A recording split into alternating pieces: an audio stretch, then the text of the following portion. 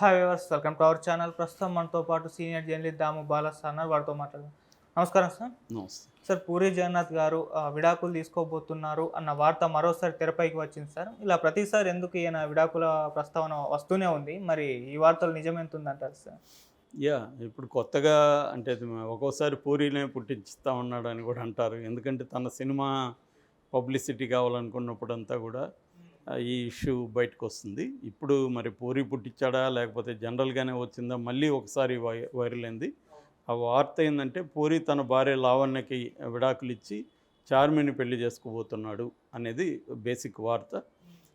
మనకు తెలుసు పూరి అనేకసార్లు ఆయనే ఓపెన్గా చెప్పాడు వాళ్ళ లవ్ స్టోరీ గురించి. ఎవరిది భార్యతో ఆయన అసిస్టెంట్ డైరెక్టర్గా ఉన్నప్పుడు లావణ్యతో ప్రేమలో పడ్డం, ఆమె అసిస్టెంట్ డైరెక్టర్గా ఉండి కూడా నమ్మకంతో పెళ్లి చేసుకోవడం చాలా సహాయం చేసిందని చెప్పాడు. తర్వాత వాళ్ళు ఈయన హిట్ అయ్యాడు. దాదాపు 12 ఏళ్ల పాటు ఇతను ఇండస్ట్రీలో కష్టాలు పడ్డాడు. వాళ్ళ అమ్మ కూడా మొన్న ఒక ఇంటర్వ్యూలో చెప్తుంది, 12 ఏళ్ళు అతను తిరిగి తిరిగి కాళ్ళు కూడా వాసిపోయినాయి. ఒకసారి నేను చూసినప్పుడు నేను ఏడ్చి ఇంటికి వచ్చామన్నాను, కానీ అతను రానన్నాడు. నాకు ఒక రోజు టైం వస్తుంది అన్నాడు. అలాగా ఆయన కష్టపడ్డాడు.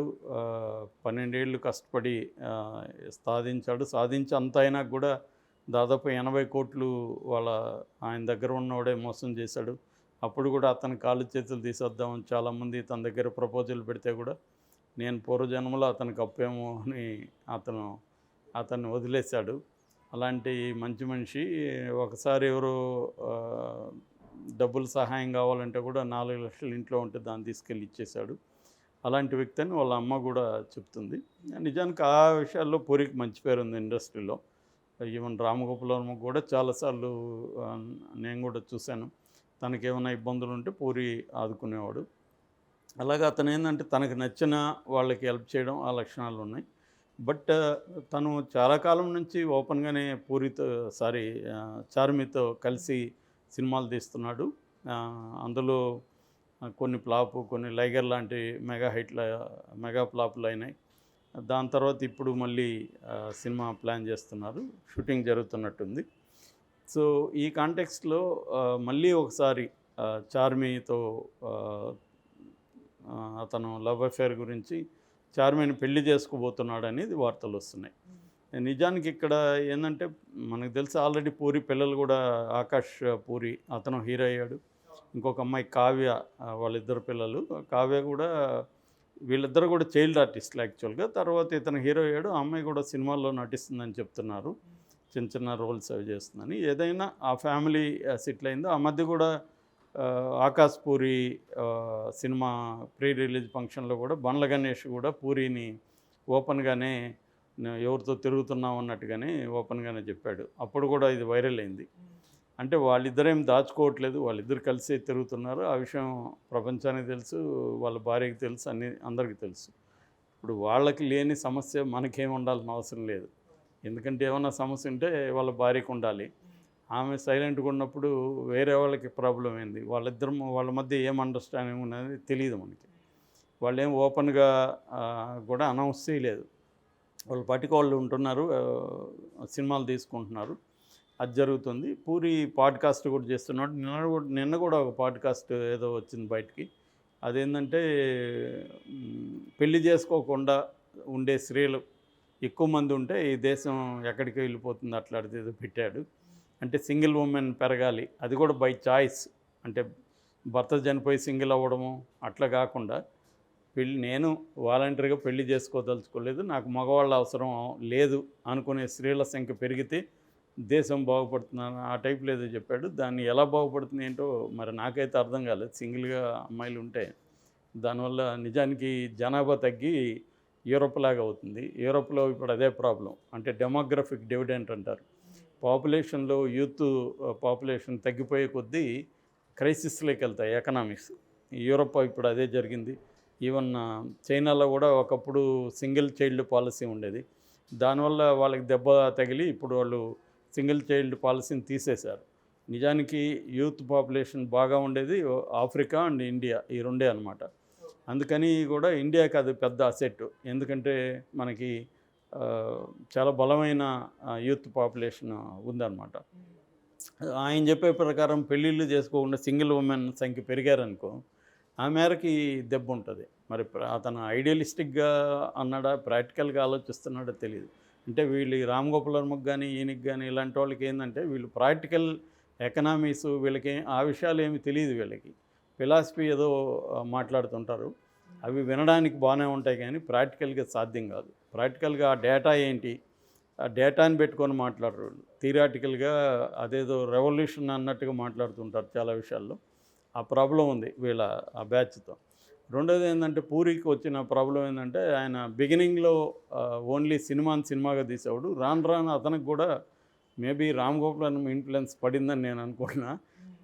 బోధించే మెథడు పెరిగింది. మన బిజినెస్ మ్యాన్లో చూస్తే మొత్తం సినిమా అంతా అతను బోధిస్తుంటాడు.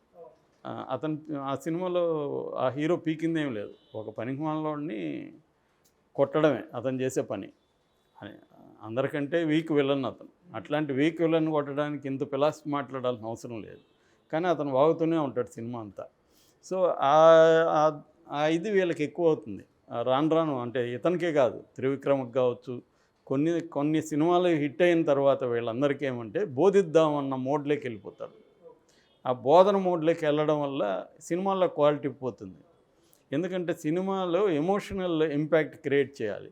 నువ్వు బోధించడానికి, నీ బోధనలు వినడానికి సినిమాకి ఎందుకు వస్తారు?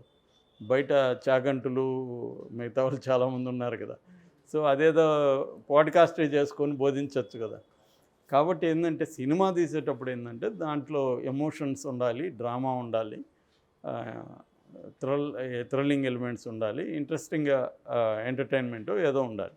అవి కాకుండా నేను బోధించడానికే సినిమా తీస్తానంటే ఆ సినిమాలు అలాగే ఉంటాయి. ఆ మోడ్లోకి ఎక్కువ ఇతను వెళ్ళిపోయినట్టుగా మనకు కనబడుతుంది. సో అది ఆర్జీవి ఎప్పుడో వెళ్ళిపోయాడు. అది ఇతను కూడా అదే దీంట్లో ఉన్నట్టు కనబడుతుంది. ఏదేమైనా చార్మి ఈ విడాకుల గురించి అయితే మనం కామెంట్ చేయాల్సిన అవసరం లేదు. అది వాళ్ళ పర్సనల్ లైఫ్, వాళ్ళ ఇష్టం అది. సో వాళ్ళు విడాకులు తీసుకుంటారా, తీసుకున్నాక పెళ్లి నాకైతే వాళ్ళు పెళ్లి చేసుకుంటారని నేను అనుకోవట్లేదు. ఎందుకంటే పెళ్ళికి కూడా వాళ్ళు జనరల్గా అయితే వ్యతిరేకం. కాకపోతే అప్పుడు ఆయన పెళ్లి చేసుకున్నాడు కాబట్టి ఆ టైంకి ఇంకా ఈయనకి అంత ఫిలాసఫీ వచ్చినట్లేదు. రెండోది పెళ్ళి అనేది నిజానికి ఫామ్ ఒకటే. పెళ్ళి చేసుకున్నా నువ్వు కలిసి ఉన్నా ఒకటే. ఇప్పుడు ఆర్జీవి పెళ్ళికి వ్యతిరేకం ఉంటాడు. ఆయన ఆమె ఎవరు ఊర్మిళతో అంతకాలం ఎందుకు కలిసి ఉన్నాడు? అది కూడా ఫామ్ లేదు అంతే. పెళ్ళి అనేది లేదు కానీ వాళ్ళిద్దరు కలిసి ఉన్నారంటే అర్థం ఏమి? కాబట్టి ఇక్కడ ఏంటంటే పెళ్ళి చేసుకోకపోవడం ఏదో రెవల్యూషనరీ చర్య అనేది రాంగ్.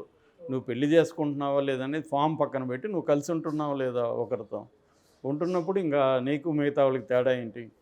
సో అసలు తేడా ఎందుకు ఉండాలి? ఫస్ట్ ఆఫ్ ఆల్ అంటే నేనేదో తేడా కానీ నేను డిఫరెంట్ అని ప్రతి ఒక్కరు ఇవాళ అనుకోవడమే కన్జ్యూమరిజం కల్చర్. అది యాక్చువల్ కన్జ్యూమరిజం ఏం చెప్తుందంటే ప్రతి ఒక్కరిని నువ్వు యునిక్, నీకు కంప్లీట్ ఫ్రీడమ్ ఉందని మనల్ని నమ్మిస్తుంది. కంప్లీట్ ఫ్రీడమ్ ఎవరికి లేదు.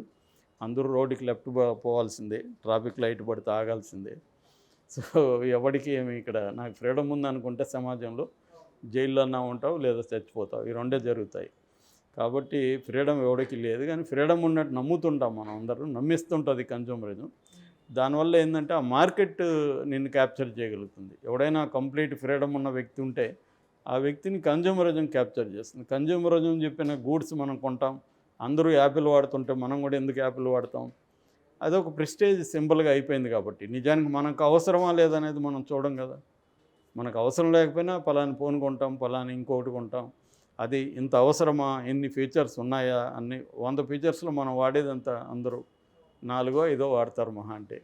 కానీ దాంట్లో 100-200 ఫీచర్స్ ఉంటాయి. అవి ఉన్నట్టు కూడా ఎవరికి తెలియదు వాడేవాళ్ళకి. ఇదేంటంటే ఒక సింబల్ అయిపోతుంది అన్నమాట. సో ఇటువంటి వీళ్ళు బోధిస్తూ తిరుగుతుంటారు.